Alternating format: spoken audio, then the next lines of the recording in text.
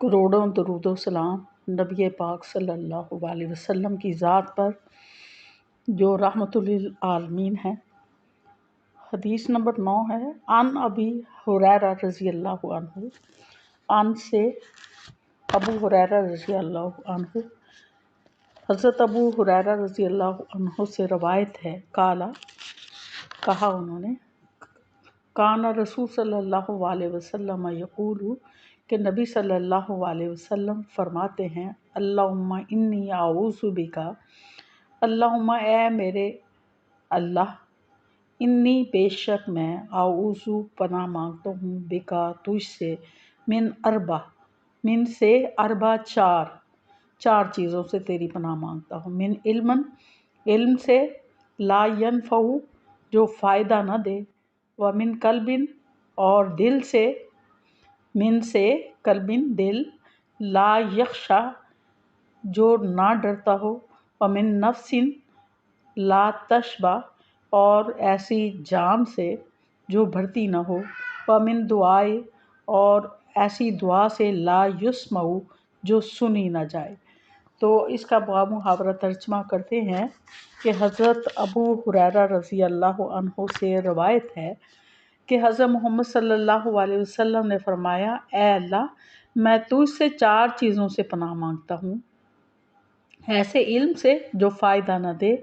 اور ایسے دل سے جو ڈرتا نہیں، اور ایسے جی سے جو بھرتا نہیں، اور ایسی دعا سے جو سنی نہیں جاتی۔ تو پہلی چیز جو ہے، نبی صلی اللہ علیہ وسلم نے ایسے علم سے پناہ مانگی ہے جو کہ فائدہ مند نہ ہو، نفع بخش نہ ہو۔ تو انسان کی فضیلت جو ہے فرشتوں پر بھی اس وجہ سے ہے، علم کی وجہ سے، علمی برتری کی وجہ سے۔ اور علم جو ہے وہ انسان کو اشرف المخلوقات بناتا ہے، اس کا درجہ اس نے دیا ہے کائنات کے اندر ہر چیز کے اوپر علم کی وجہ سے۔ تو لیکن اگر ہم جو ہے علم ایسا حاصل کریں جو کہ انسانیت کے لیے فائدہ مند نہ ہو، بلکہ اس علم کا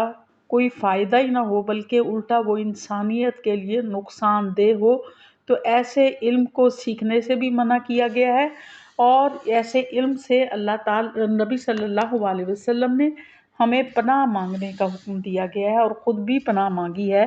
کہ جس سے ہم انسانیت کا فائدہ نہ کریں بلکہ الٹا انسانیت کا نقصان کریں۔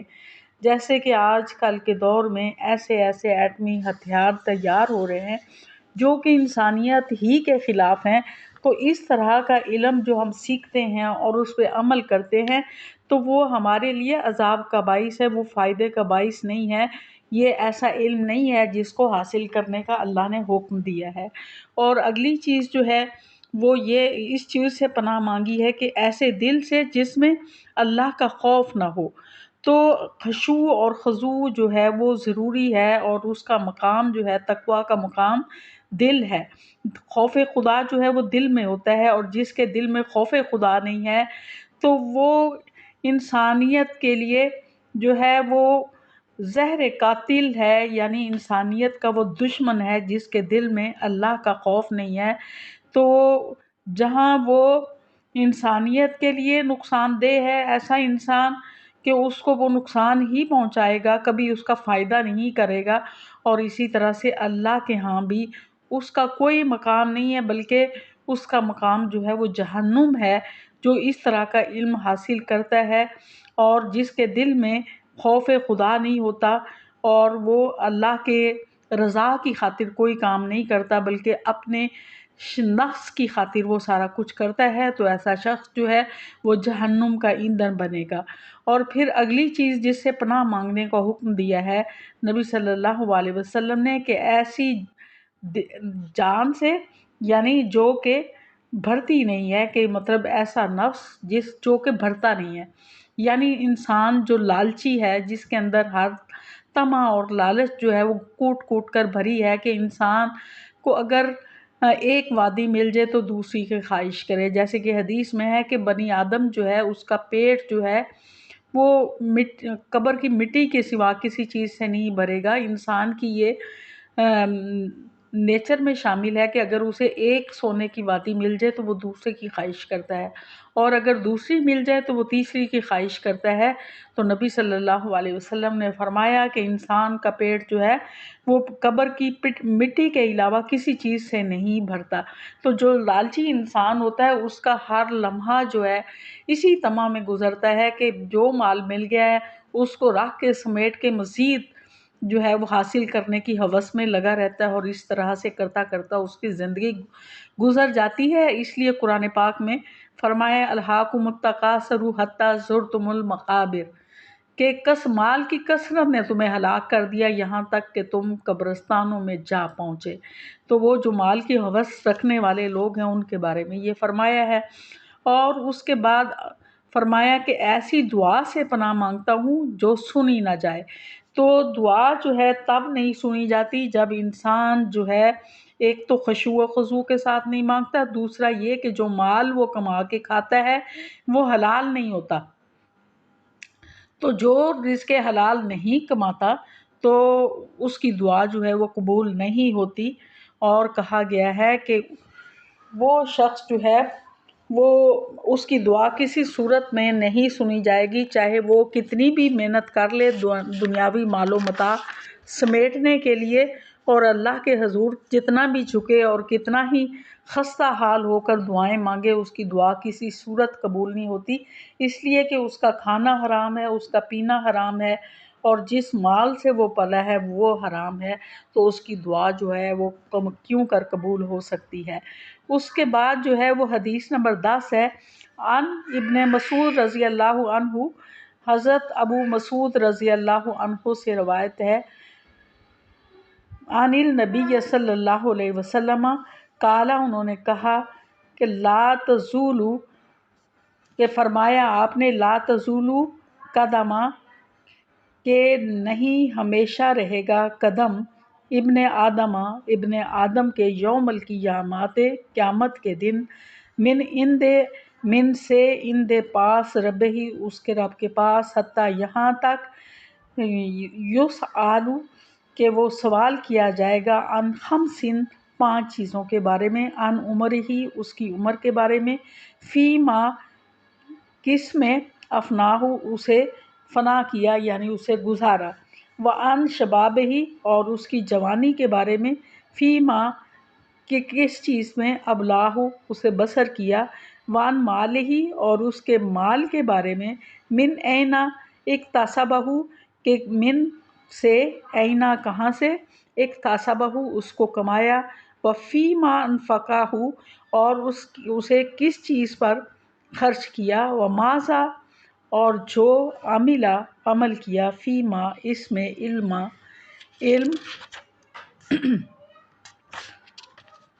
کہ علم جو ہے وہ کس چیز، اس پر کتنا عمل کیا۔ تو اس کا بامحاورہ ترجمہ دیکھ لیتے ہیں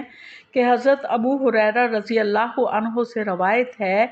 کہ قیامت کے دن انسان کے قدم آگے نہیں بڑھ سکیں گے یہاں تک کہ اس سے 5 چیزوں کے بارے میں پوچھ نہ لیا جائے، کہ اس کی عمر کے بارے میں کہ اسے کیسے بسر کیا،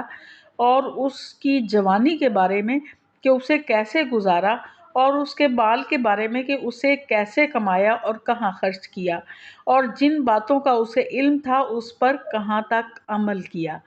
تو یہ 5 سوال جو ہیں وہ قیامت کے روز جو ہے اللہ تعالیٰ بندے سے کرے گا، اور انسان جب تک ان سوالوں کے جواب نہیں دے گا اس کی عمر، وہ اپنے قدم وہاں سے ادھر ادھر ہٹا نہیں سکے گا۔ تو پہلی چیز جو ہے اس سے پوچھا جائے گا، اس کی عمر کا حساب لیا جائے گا کہ اس نے اپنی عمر جو ہے وہ کن کاموں میں جو ہے وہ گزاری ہے، اس کو کہاں فنا کیا ہے۔ تو انسان کی جو بہترین زندگی کا حصہ ہوتا ہے، جو طاقت سے بھرپور ہوتا ہے اور جذبے سے بھی بھرپور ہوتا ہے، تو وہ اس کی جوانی کا حصہ ہوتا ہے۔ تو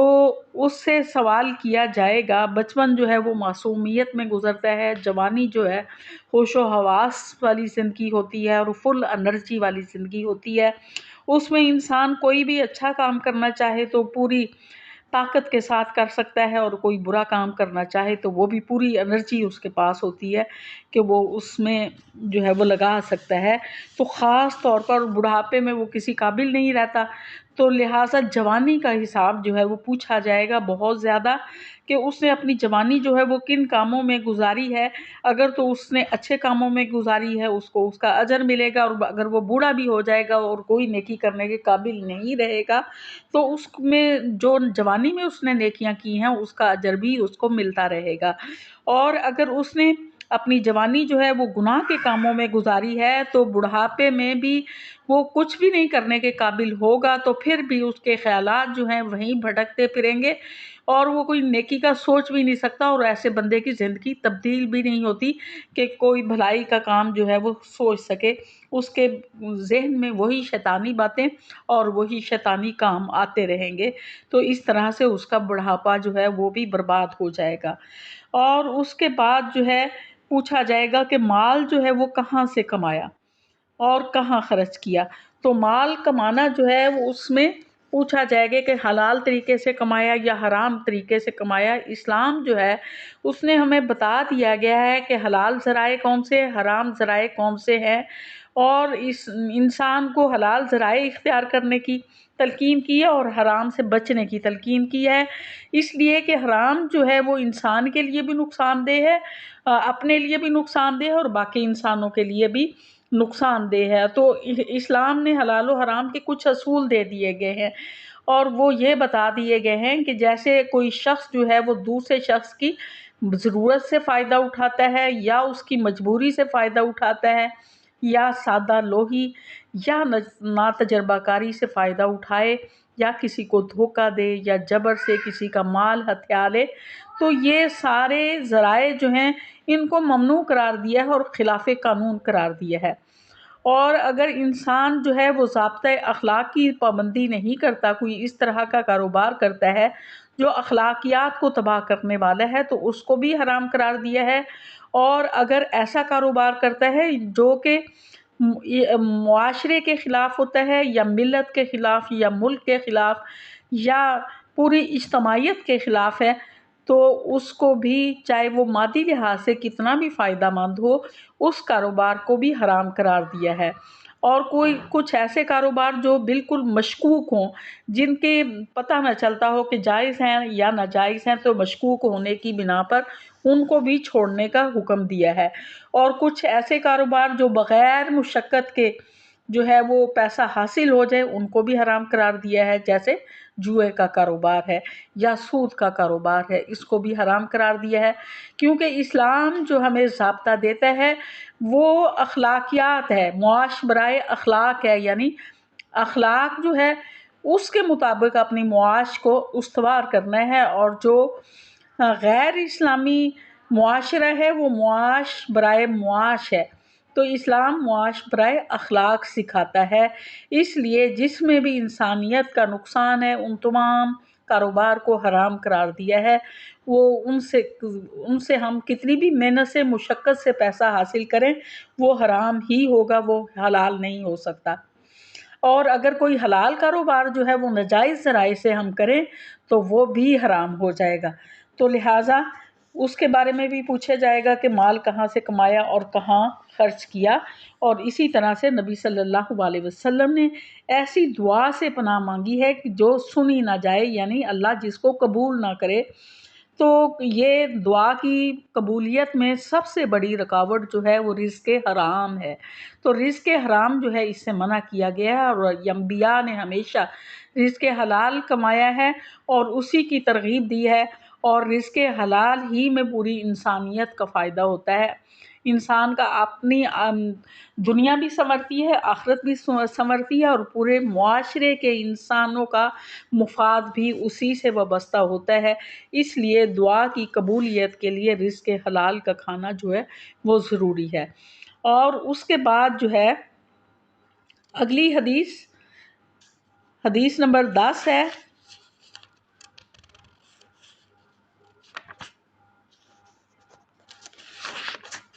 عن ابی مسعود رضی اللہ عنہ عن النبی، یہ حدیث نمبر 10 ہو چکی ہے، اور اس کے بعد ہے حدیث نمبر 11 ان عبداللہ رضی اللہ عنہ قال قال رسول اللہ صلی اللہ علیہ وسلم، حضرت عبداللہ رضی اللہ عنہ سے روایت ہے، قالا انہوں نے کہا، قالا رسول اللہ صلی اللہ علیہ وسلم کہ رسول صلی اللہ علیہ وسلم نے فرمایا، طلبہ کسب الحلال فریضۃ بعد الفریضہ، کہ طلبہ کوشش کرنا، قصبہ کمانا، حلال فریضۃ فرض ہے، بعد الفریضہ فرائض کے بعد۔ اس کا باب محاورہ ترجمہ ہے کہ حضرت عبداللہ بیان کرتے ہیں کہ حضرت محمد صلی اللہ علیہ وسلم نے فرمایا کہ فرض عبادات کے بعد حلال روزی کمانا فرض ہے۔ تو حلال روزی کے سارے میں نے جو ہے وہ حدیث نمبر 10 میں پوری تشریح بتا دی گئی ہے کہ کون کون سے ذرائع ہیں جن کو اسلام نے جو ہے وہ حرام قرار دیا ہے، اور اس کے علاوہ جو ہے محنت کے ساتھ، مشقت کے ساتھ، اور جو ہم حاصل کریں گے مال وہ حلال ہے، اور جس میں انسانیت کی فلاح ہے وہ سارے ذرائع جو ہیں وہ حلال ہیں۔ تو اگر جو ہے وہ یہ حلال فرائض کو ادا کرنے کے بعد سب سے بڑا فریضہ جو ہے وہ رزق حلال کمانا ہے، اور روزی حلال کمانے کے لیے ہمیں حکم دیا ہے کہ فجر کی نماز پڑھنے کے بعد جو ہے رزق کی تلاش میں نکل پڑے، اور اسی طرح سے سورہ جو ہے وہ جمعہ، اس میں بھی بتایا گیا ہے کہ جیسے ہی جمعہ کا نماز پڑھ چکے ہیں کہ زمین میں پھیل جائیں، اپنی روزی تلاش کریں۔ تو روزی جو ہے وہ محنت اور مشقت کے ساتھ جو ہے وہ حاصل کرنے کا حکم دیا گیا ہے، اور اس کے بعد جو ہے یہ نہیں ہے کہ ہم ہاتھ پہ ہاتھ دھر کے بیٹھے رہیں، محنت نہیں کریں اور مشقت نہیں کریں اور اللہ سے بیٹھ کے دعائیں مانگے کہ اللہ تعالیٰ ہمیں رزق عطا فرما۔ تو ایک دفعہ ایک شخص جو ہے مسجد میں بیٹھ کر اسی طرح دعا کر رہا تھا کہ رزق کے لیے، تو حضرت عمر نے درہ اٹھایا اور کہا کہ جاؤ پہلے محنت کرو اور اس کے بعد دعا کرو کہ اللہ تعالیٰ آسمان سے سونا چاندی نہیں برساتا۔ تو یہ سب سے بڑا فرائض کے بعد، یعنی جو ہمارے ذمے نماز، روزہ، حج، زکوٰۃ، جو بھی فرائض ہیں، ان کے علاوہ جو ہے بڑا فرض جو ہے وہ رزق حلال ہے۔ اس کے لیے ہمیں تگ و دو کرنا ہے، کوشش کرنا ہے، محنت کرنا ہے، اس کے بعد اس کے نتائج جو ہے وہ اللہ پہ چھوڑ دینے ہیں۔ رزق کا دینا جو ہے وہ اللہ کے ہاتھ میں ہے، اس کی کنجیاں اللہ کے ہاتھ میں ہیں۔ اللہ کسی کو زیادہ رزق کھلا دیتا ہے، کسی کو نپا تلا دیتا ہے۔ اللہ مالک ہے، رازق ہے، اس نے ہر ایک کو رزق دینا ہے، لیکن جو ہے وہ کوشش فرض قرار دی ہے ہر انسان پر۔ بیکار بیٹھنے کو نبی صلی اللہ علیہ وسلم نے ناپسند فرمایا ہے۔ جیسا کہ ایک شخص آیا تھا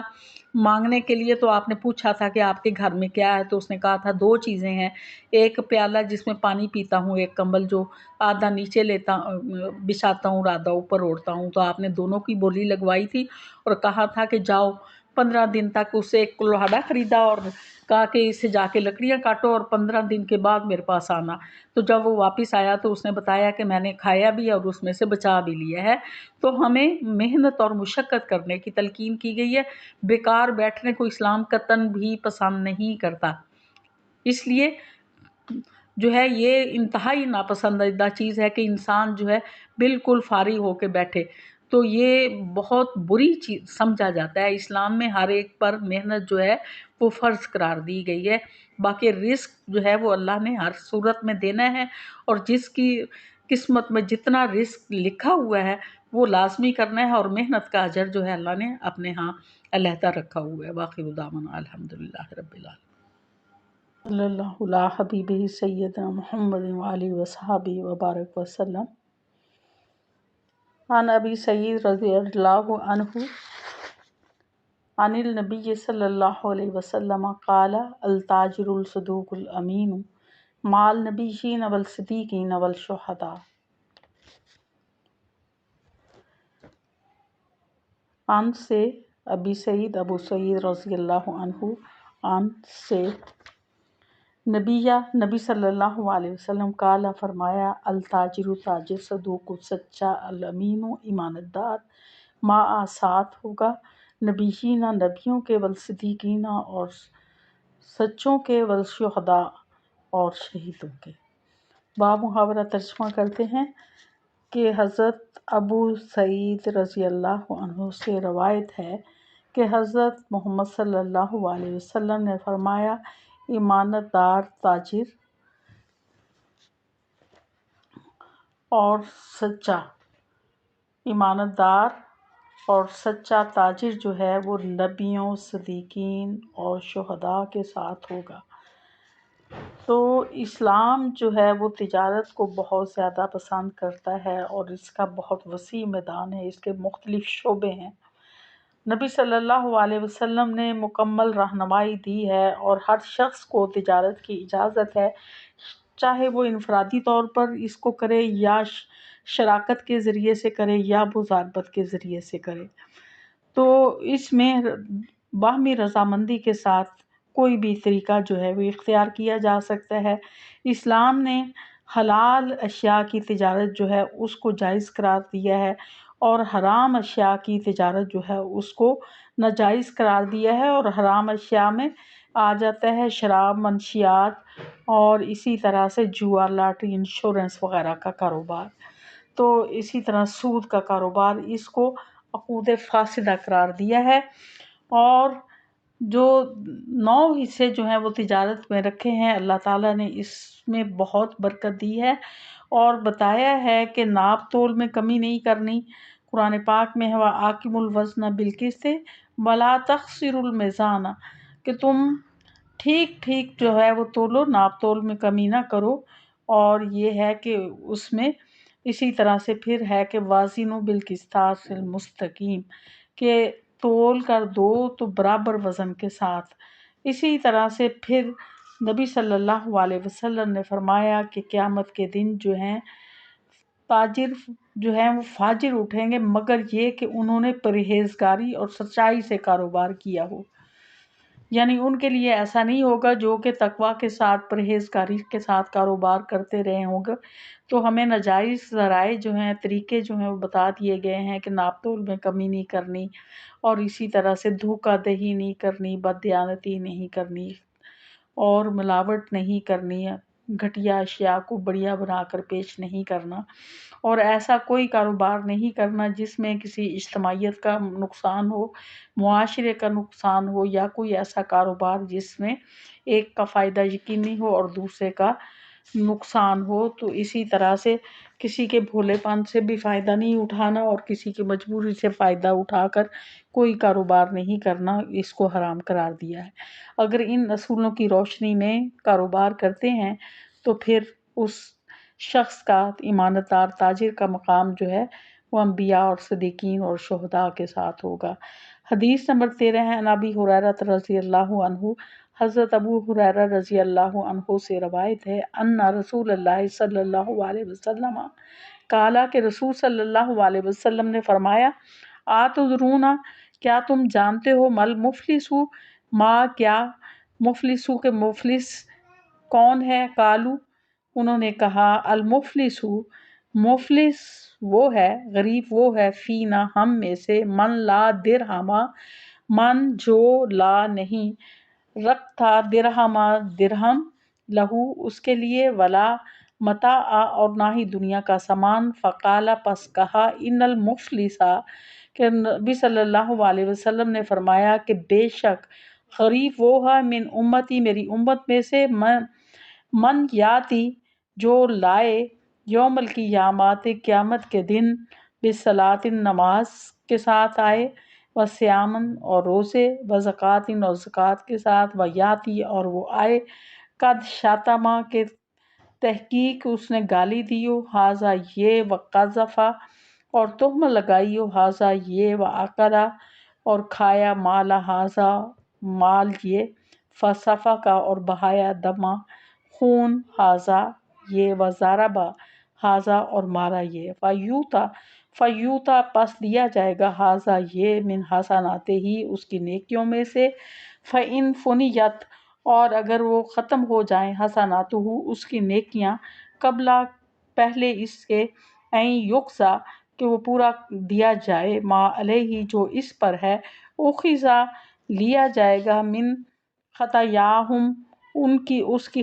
غلطیوں میں سے، فطرحت بس ڈال دیا جائے گا علیہ اس پر، ثم توریا پھر اسے ڈال دیا جائے گا فی النار آگ میں۔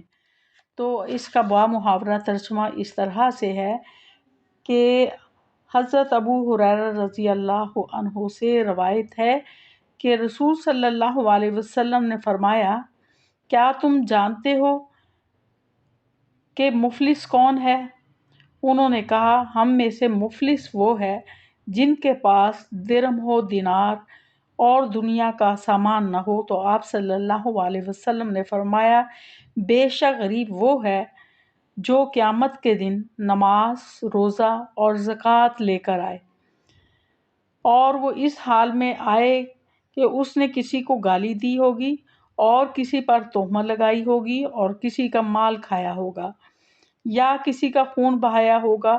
اور کسی کی گردن کاٹی ہوگی، تو اس کی نیکیوں میں سے اس کو دے دی جائیں گی۔ اگر اس کی نیکیاں اس کے ذمہ گناہوں کے قرض دینے سے پہلے ختم ہو جائیں تو اس کی غلطیاں اس کے ذمہ ڈال دی جائیں گے اور پھر اسے جہنم میں ڈال دیا جائے گا۔ تو اس میں صحابہ کرام سے نبی صلی اللہ علیہ وسلم نے دریافت فرمایا کہ کیا تم جانتے ہو کہ مفلس شخص کون ہے؟ تو صحابہ نے کہا، یا رسول اللہ کہ مفلس وہ ہے جس کے پاس درہم اور دینار نہ ہو۔ تو نبی صلی اللہ علیہ وسلم نے اس کی وضاحت فرمائی کہ ایسا نہیں ہے، بلکہ جو ہے مفلس وہ شخص ہے جو کہ نماز بھی جس نے ادا کی ہوگی اور روزے بھی رکھے ہوں گے اور زکوٰۃ بھی عطا کی ہوگی، لیکن اس کے ساتھ جو ہے کسی کو گالی دی ہوگی یا کسی پر تہمت لگائی ہوگی یا کسی کا مال جو ہے وہ کھایا ہوگا یا کسی کا خون بہایا ہوگا یا کسی کو مارا ہوگا، تو پھر یہ ایسا کیا جائے گا کہ اس کی نیکیوں میں سے اس شخص کو دے دی جائیں گی۔ اگر اس کی نیکیاں جو ہیں وہ ختم ہو جائیں اور ابھی اس کا حساب پورا نہ ہوا ہو، یعنی ابھی اس کے ذمے جو ہیں لوگوں کا جو ہے جو اس نے گناہ کیے، لوگوں کے ساتھ زیادتیاں کی ہیں، وہ ابھی رہتی ہوں، تو ان لوگوں کی خطائیں جو ہیں وہ اس پر ڈال دی جائیں گی اور پھر اس کو جہنم میں داخل کر دیا جائے گا۔ تو نہ صرف یہ ہے کہ نماز، روزہ، حج، زکوٰۃ اور اس کی ادائیگی ضروری ہے، بلکہ اخلاقیات جو ہے اس کا بہتر ہونا بھی ضروری ہے کہ سارا دار و مدار جو ہے اخلاقیات پر ہے۔ تو اللہ تعالیٰ حقوق اللہ کو تو معاف کر سکتا ہے، کر دے گا، لیکن جو ہم نے لوگوں کے ساتھ زیادتیاں کی ہوں گی وہ اس وقت تک معاف نہیں ہوں گی جب تک ہم ان لوگوں سے معافی نہیں مانگ لیتے۔ تو اگر ہم لوگوں کے ساتھ جو ہے وہ زیادتی کرتے ہیں، برا بھلا کہتے ہیں، گالیاں دیتے ہیں اور کسی کا مال ہتھیا لیتے ہیں اور کسی کو جو ہے وہ کسی کی جان کا نقصان کر دیتے ہیں، یا یہ ہے کہ کسی کے پہ الزام تراشی کرتے ہیں، تو وہ سارے گناہ ہمارے ذمے ہوں گے، کیونکہ انسان جو ہے زبان سے بھی کوئی لفظ ادا کرتا ہے تو اس کا بھی حساب ہوگا، اگر ہاتھوں اور جسم کے اعضاء کے ساتھ کسی کے ساتھ زیادتی کرتا ہے تو اس کا بھی حساب ہوگا۔ تو وہ جب حساب اللہ لینے لگے گا تو وہ نیکیاں انسان کی ختم ہو جائیں گی، تو پھر ان کے گناہ جو ہیں اس کے ذمے ڈال کر اس کو جہنم میں ڈال دیا جائے گا۔ لہٰذا یہ کوشش کرنی چاہیے کہ عبادات کے ساتھ ساتھ اپنے اخلاقیات جو ہیں ان پر زیادہ توجہ دی جائے تاکہ ہماری نیکیاں جو ہیں وہ برقرار رہیں۔ اس کے بعد اگلی حدیث ہے، عن ابی درداء رضی اللہ عنہ، حضرت ابو درداء رضی اللہ عنہ سے روایت ہے، انا کہ بے شک، قالا فرمایا، ما شیئن اسقل جو چیز زیادہ، فی میزان میں، مومن کے، یوم القیامت قیامت کے دن ہوگی، من حسن الخلق تو وہ اچھا اخلاق ہے، وَإِنَّ اللَّهَ اور بے شک اللہ تعالیٰ، یغض ناپسند کرتا ہے، فاحشہ بے حیائی کو،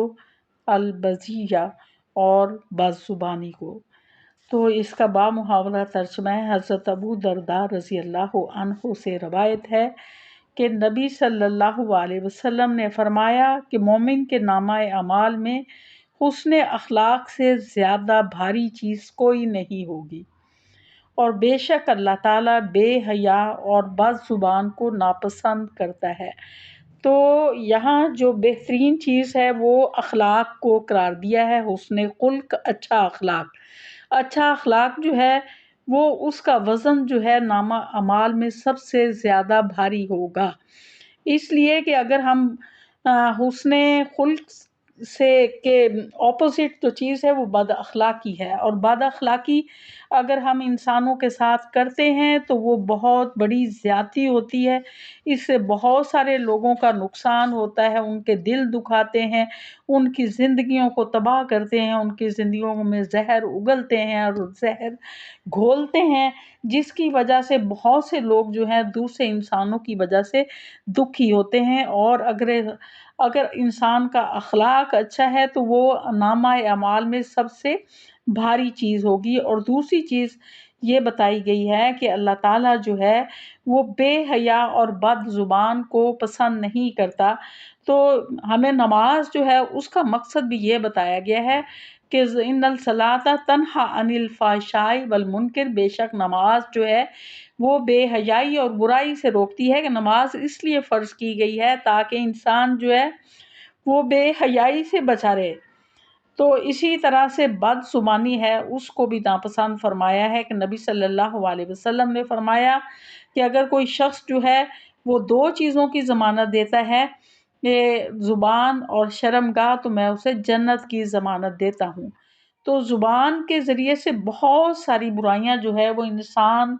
سے سرزد ہو جاتی ہیں، جس کا انسان کو احساس بھی نہیں ہوتا، اس لیے خاموشی کو جو ہے عبادت قرار دیا ہے کہ اس میں ہم کوئی غلط بات منہ سے نہیں نکالتے، اور نہ ہی کسی کا نقصان کرتے ہیں، نہ کسی کی غیبت کرتے ہیں، نہ کسی کا برے نام رکھتے ہیں، اور نہ ہی کسی کا مذاق اڑاتے ہیں، جیسے کہ سورہ حجرات میں ہمیں ان چیزوں سے منع کیا گیا ہے کہ ہمیں کسی کو برے نام القاب سے نہ پکاریں، کسی کا مذاق نہ اڑائیں، کسی پہ تہمت نہ لگائیں، اور کسی کی جاسوسی نہ کریں، اور کسی پہ الزامات نہ لگائیں، بہتان نہ لگائیں، ان ساری چیزوں سے منع کیا گیا ہے۔ تو ایسی اگر ہم دوسروں کے بارے میں اچھے خیالات جو ہیں وہ رکھیں اور اچھا رویہ رکھیں تو اس کو حسن خلق کہا جاتا ہے، اور اس کا پلڑا جو ہے وہ سب سے زیادہ بھاری ہے نامہ اعمال میں۔ تو نبی صلی اللہ علیہ وسلم کے اخلاق جو تھے وہ قرآن ہی کے اخلاق تھے۔ حضرت عائشہ سے پوچھا تھا کہ آپ کے اخلاق جو ہیں وہ کیسے ہیں، تو آپ نے فرمایا کانا خلقہ القرآن، کہ آپ کے اخلاق جو ہیں وہ تو قرآن ہی تھے، یعنی جو قرآن میں بتایا گیا آپ کے اخلاق ویسے تھے، اس لیے آپ کو ہمارے لیے نمونہ بنا کے بھیجا ہے۔ انہوں نے ہمیں، نبی صلی اللہ علیہ وسلم نے ہمیں تمام کاموں میں رہنمائی عطا فرمائی ہے اور بری باتوں سے بچنے کا حکم دیا ہے۔ تو اگر ہم بھلائی کرتے ہیں دوسروں کے ساتھ تو وہ بھی ہمارے لیے ہے، اور اگر ہم اچھائی کرتے ہیں تو اس کا بھی فائدہ جو ہمیں ہی پہنچتا ہے، لہٰذا اپنے اخلاقیات کو بہتر بنانے کی کوشش کرنی چاہیے۔ اس کے بعد اگلی حدیث ہے، حدیث نمبر 15 ہے، عن ابن عباس رضی اللہ عنہ، حضرت ابن عباس رضی اللہ عنہ سے روایت ہے، ان النبی صلی اللہ علیہ وسلم قال، کہ رسول صلی اللہ علیہ وسلم نے فرمایا، اربعن، چار چیزیں، من اعطیہن، جس کو عطا کی جائیں، فقد اعطی، پس تحقیق عطا کیا گیا، خیر الدنیا، بھلائی دنیا کی، والآخرات، اور آخرت کی، قلب شاکر، شکر ادا کرنے والا دل، ولسان ذاکر، اور ذکر کرنے والی زبان، وبدن علی البلاء صابر،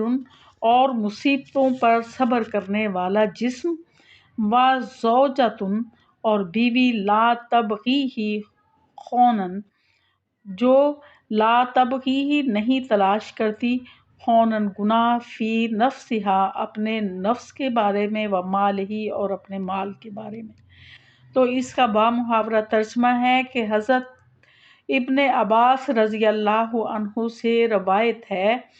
کہ رسول صلی اللہ علیہ وسلم نے فرمایا کہ جسے چار چیزیں دی گئی، تو اسے دنیا و آخرت کی بھلائی مل گئی۔ شکر کرنے والا دل، ذکر کرنے والی زبان اور مصیبتوں میں صبر کرنے والا جسم، اور ایسی بیوی جو اپنے نفس اور مال میں گناہ کی خواہش نہیں رکھتی۔ یا اس میں ایسا بھی آ جاتا ہے کہ جو کہ اپنے خامد کے بارے میں خیانت نہیں کرتی، اپنے نفس اور اس کے مال کے بارے میں۔ تو یہاں جو ہے ہمیں مطلب ذکر کرنے والی زبان جو ہے وہ، اور شکر ادا کرنے والا دل، تو انسان جتنا زیادہ شکر ادا کرتا ہے اللہ تعالیٰ اتنی ہی نعمتوں سے اسے نوازتا ہے۔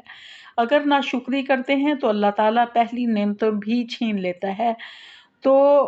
قرآن پاک میں ہے کہ لا ان شکرتم لازیدنکم، اگر تم میرا شکر کرو گے تو میں مزید دوں گا۔ تو جتنا زیادہ انسان اللہ کا شکر ادا کرتا ہے اللہ تعالیٰ اس پر اپنی نعمتوں کی فراوانی کر دیتا ہے، اور جتنا انسان ناشکرا ہوتا ہے اللہ تعالیٰ اسے نعمتیں چھین لیتا ہے، اس لیے کہ اسے احساس نہیں ہوتا کہ اس کی ذات کے اندر ہی، اس کے جسم کے اندر ہی اللہ تعالیٰ نے بے شمار نعمتیں رکھی ہیں، کہ اللہ تعالیٰ کی نعمتیں اتنی زیادہ ہیں کہ ان تعدوا نعمت اللہ ولا تحصوها، کہ اگر ہم اس کی نعمتوں کو گننے لگیں تو گن نہیں سکتے۔ تو اگر ہم اس کا شکر ادا کرنے لگیں تو ان نعمتوں کا شکر ادا کرنے کا حق ادا ہی نہیں کر سکتے اللہ تعالیٰ کا۔ تو اگر ہم اس طرح کے الفاظ کہتے ہیں کہ اے اللہ تعالیٰ جتنی نعمتیں ہمارے اوپر ہیں ہم اس کا حق ادا ہی نہیں کر سکتے، اس کا شکر ادا ہی نہیں کر سکتے، تو گویا شکر کی انتہا کر دی۔ تو اس لیے جو ہے اس طرح کے الفاظ ادا کرنے چاہیے کہ اللہ تعالیٰ تیری نعمتیں ہمارے اوپر بے شمار ہیں، لیکن ہم تیری نعمتوں کو گن بھی نہیں سکتے، اور اس کا شکر جتنا بنتا ہے وہ ہم حق ادا ہی نہیں کر سکتے۔ اور دوسری چیز جو ہے وہ ذکر کرنے والی زبان ہے۔ تو اللہ تعالیٰ ذکر جو ہے وہ یاد کرنے کو کہتے ہیں، اللہ تعالیٰ کو یاد کرنے کو۔ تو نہ صرف انسان اللہ کو یاد کرتا ہے بلکہ اللہ بھی انسان کو یاد کرتا ہے، اور ذکر سے دلوں میں سکون اللہ تعالیٰ عطا فرماتا ہے۔ قرآن پاک میں ہے الا بذکر اللہ تطمئن القلوب، بے شک اللہ تعالیٰ جو ہے اللہ کے ذکر سے دلوں کو سکون ملتا ہے۔ اور سکون جو ملتا ہے تو صرف اللہ جو ہے کو ہم نہیں یاد کرتے بلکہ اللہ ہمیں بھی یاد رکھتا ہے، کہ جب بھی ہم اللہ کو پکارتے ہیں اللہ تعالیٰ ہماری پکار کا جواب دیتا ہے۔ تو اللہ تعالیٰ فرماتے ہیں کہ اگر میرے بندے تجھ سے میرے بارے میں پوچھتے ہیں تو ان سے کو بتا دیجئے کہ میں ہر پکارنے والے کی پکار کا جواب دیتا ہوں۔ اور جو اللہ تعالیٰ فرماتے ہیں کہ اگر میں بندے کے دل میں جھانک کر دیکھتا ہوں، اگر وہاں ذکر الہی کا غلبہ نظر آتا ہے تو میں اس کا ہاتھ بن جاتا ہوں جس سے وہ کام کرتا ہے، میں اس کا پاؤں بن جاتا ہوں جس سے چلتا ہے، اس کی زبان بن جاتا ہوں جس سے وہ بولتا ہے۔ تو یعنی کہ اللہ کا ہر لمحہ اس بندے کے ساتھ ہوتا ہے، اور اتنی بڑی ذات جس نے اللہ نے بندے سے کچھ نہیں لینا، بندے نے اللہ سے لینا ہوتا ہے۔ تو یہ انسان کی خوش قسمتی ہے کہ انسان جو ہے اللہ کو ہر لمحہ یاد رکھے، اور اتنی بڑی ہستی جو کہ خالق کائنات ہے اور ہر چیز کی مالک ہے اور ہر چیز پر قدرت رکھنے والے ہے، غالب ہے، حکمت والا ہے، وہ ہمیں یاد رکھے تو ہماری دنیا بھی سنور جاتی ہے اور آخرت بھی سنور جاتی ہے۔ اور اس کے بعد صبر کرنے والا جو ہے وہ جسم کے اس پہ اگر مصیبتیں آتی ہیں اس پہ صبر کرتا ہے تو اللہ تعالیٰ جو ہے نہ صرف یہ کہ صبر کی بنا پر اس کے درجات جو ہیں وہ بلند فرما دیتا ہے، اور اللہ تعالیٰ فرماتے وَاصْبِرُوا إِنَّ اللَّهَ مَعَ الصَّابِرِينَ، کہ صبر کرو بے شک اللہ صبر کرنے والوں کے ساتھ ہے۔ انسان جو ہے کسی مصیبت پہ صبر کرتا ہے تو اللہ تعالیٰ اس کے مصائب اور مشکلات کو بھی ختم کر دیتا ہے، بلکہ اس کو وہ بہت زیادہ اونچے مرتبے عطا فرماتا ہے، جنت میں اس کے اعلیٰ مقام اس کو عطا فرماتا ہے۔ اور دنیا کی جو بہترین نعمت ہے وہ نیک بیوی ہے، اس سے بڑھ کر کوئی اور نعمت نہیں ہے۔ تو قرآن پاک میں ایسی بیویوں کی، ایسی نیک عورتوں کی تعریف کی گئی ہے کہ فالصالحات قانتاتن حافظاتن للغیبی، کہ نیک بیویاں اپنے شوہروں کی تابعدار اور ان کی غیر موجودگی میں ان کے مال و عزت کی حفاظت کرنے والی ہوتی ہیں، کہ میاں کا فرض ہے کما کر گھر میں لانا، تو عورت جو ہے اس مال کو صحیح طریقے سے استعمال کرے، اس کی غیر موجودگی میں اس کے مال کو جو ہے اس کے ناپسندیدہ جگہوں پہ نہ خرچ کرے، اور دوسرا یہ کہ وہ اس کی عزت ہوتی ہے، اپنی عزت کی حفاظت کرے، وہ اس کے شوہر کی عزت کی حفاظت ہوتی ہے۔ تو نیک بیوی سے بڑھ کر دنیا میں کوئی چیز نہیں ہے۔ حضور صلی اللہ علیہ وسلم نے فرمایا کہ تقوی کے بعد نیک عورت سے بڑھ کر کوئی چیز نہیں، کہ شوہر جو کہے وہ مانے، شوہر جب اس کی طرف دیکھے تو وہ اس کو خوش کر دے، اگر شوہر گھر پر نہ ہو تو اس کے مال کی پوری طرح سے حفاظت کرے۔ تو ایسی عورتوں کی تعریف بیان کی گئی ہے۔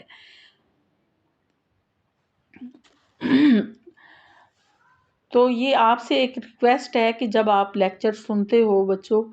تو اس کو آپ سبسکرائب بھی کر دیا کریں